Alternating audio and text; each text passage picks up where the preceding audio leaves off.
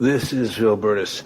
The next segment between Edgar and Jane, or Jane and Edgar, whichever way you want to put it, is rather psychological. So indeed, in fact, put your hats on, grab your popcorn, and don't be offended. Keep an open mind. It's all about growing into the mold. This is Phil Burtis. So here you are, born as this little piece of whatever that you want to call it.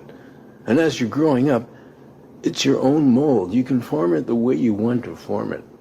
If you want to base your identity on a sexual preference, sure, go ahead, but continue thinking of your future mold, the one that doesn't involve the sex, because usually those involved with too much sex end up becoming asexual and are not interested in sex at all. They just see the beauty and love for everything as it should be and forever shall be, etc. This is Phil Burtis.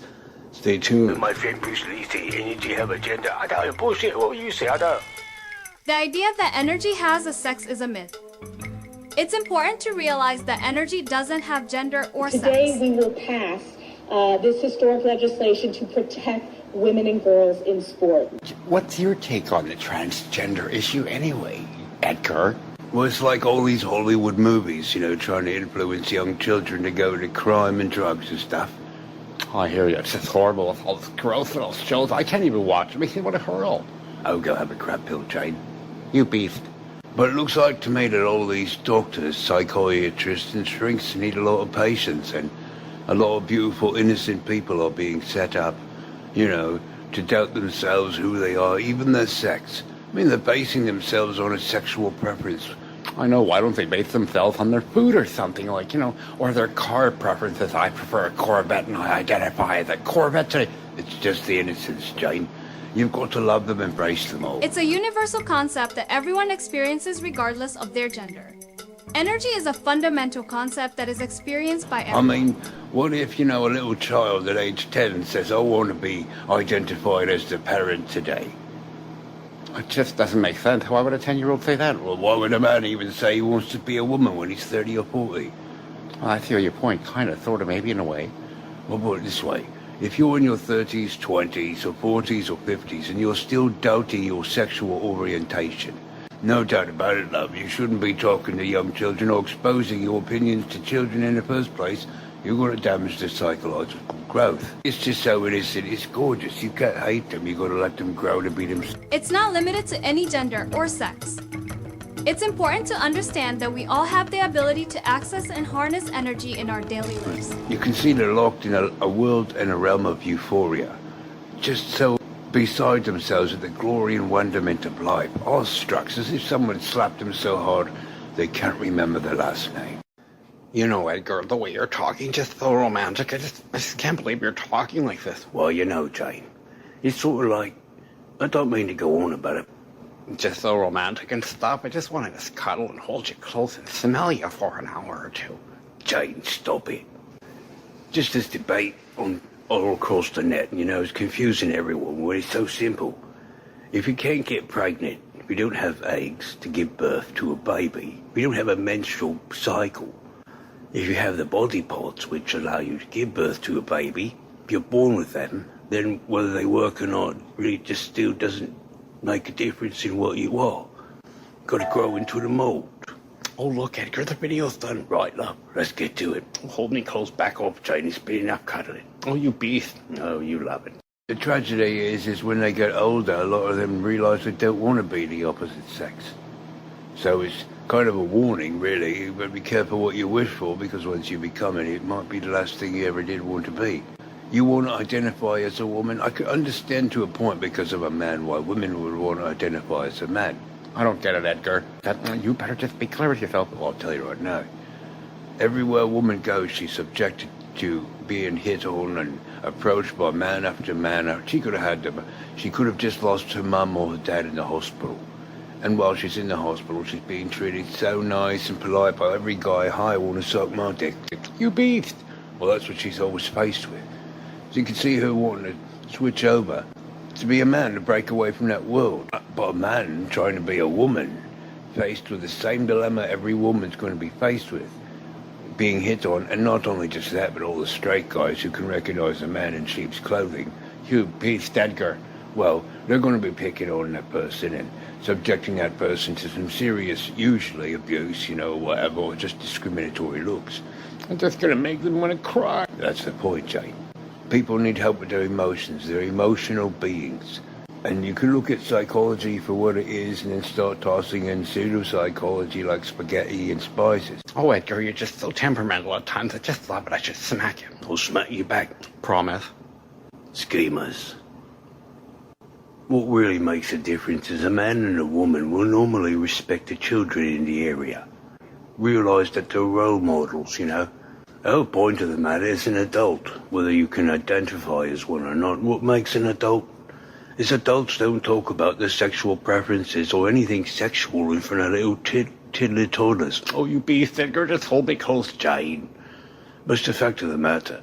A man and a woman have been doing what they've been doing forever, raising children, having babies, and basically acting certain ways to hopefully implement certain behaviors in those children as they grow into adults. They're role models for them, in essence.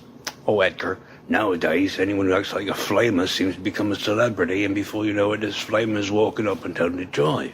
Oh, and I'm one of them. Oh, you certainly are, you little beast. Oh, you're just so cute, Edgar. Just hold me close. Oh, give me a kiss here, Jane. I better press pause. You're recording this.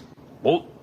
Well, it takes a child to grow into a teen, and a teen to grow into an adolescent, and an adolescent to grow into an adult, who then has to formulate their own set of different rationales or schemas to see what makes them wise or not. I mean, it's not nice having a guy who's 70 years old, no teeth.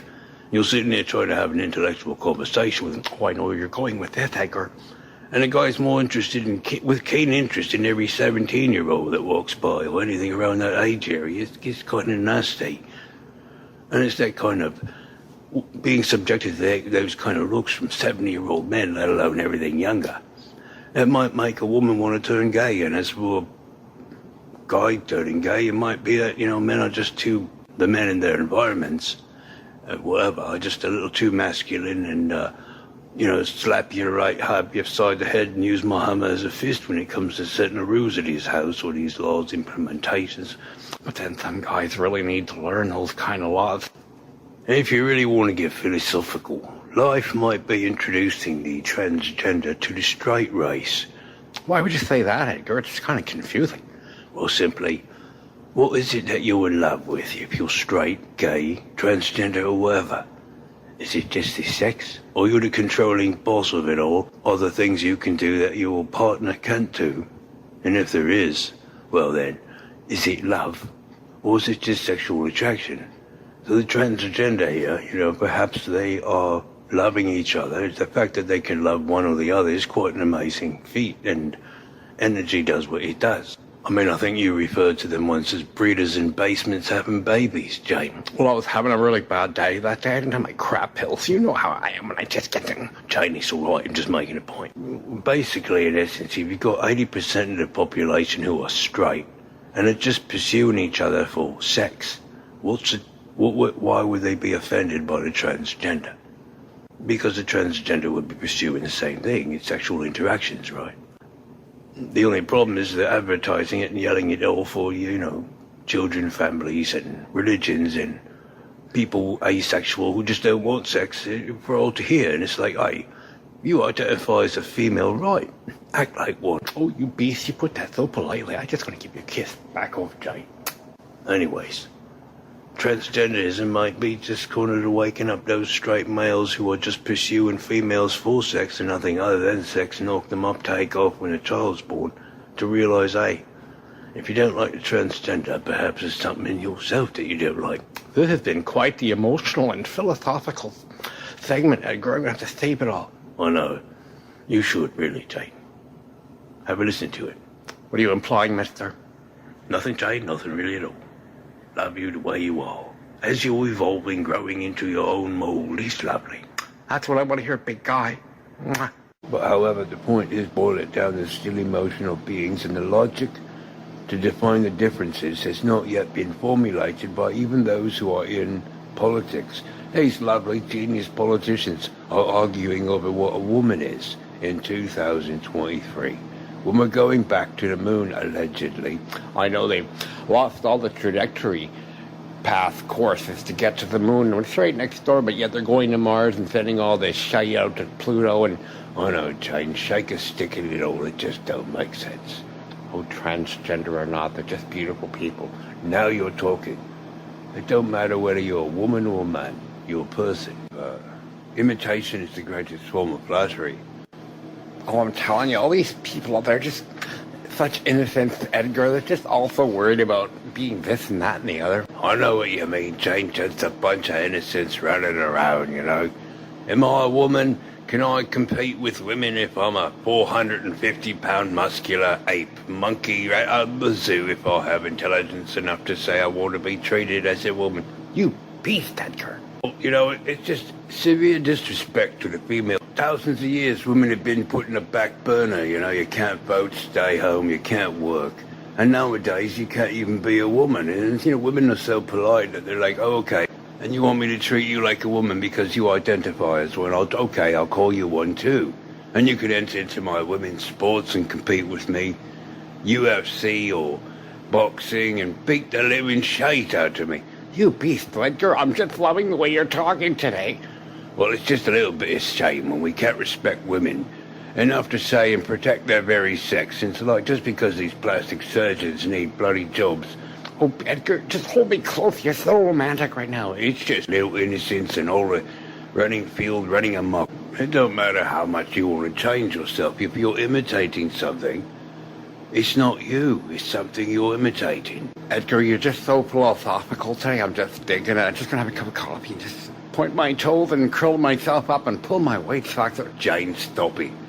Well, it's just the way you're talking. It's just super cool.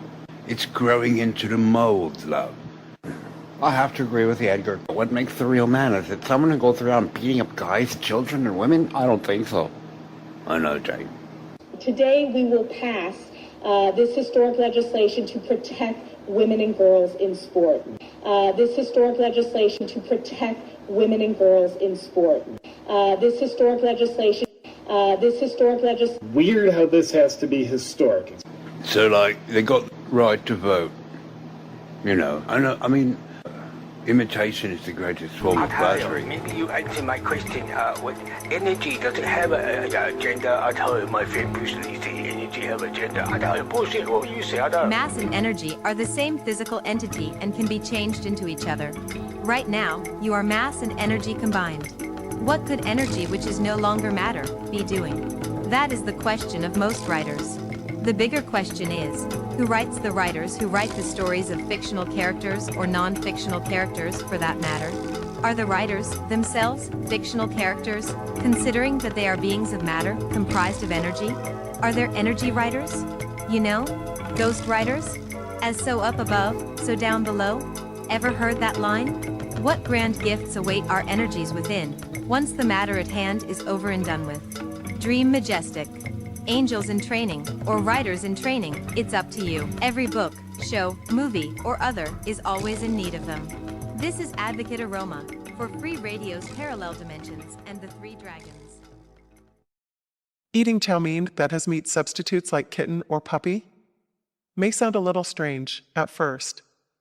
However, people once thought the same thing about rabbits and duck long ago, but just look at the billion-dollar industries and fabulous tasty treats they've become. Indeed. Now, at Good Guy's Party Smorgasbord, all you can eat, Palace, down on Commercial Drive, you can get your taste buds a-reeling with new recipes such as barbecue shish kebab puppies or kittens. Crisp, melt on your tongue, succulent morsels of meat that have you thinking about your own pet at home and whether or not you should put the bugger into the oven or frying pan. Oh. Don't let some young cook your chow mein. Go with Bruce Lee. This is Free Radio's Advocate Aroma, signing off for now. I've got a hankering for some barbecue puppy chow mein.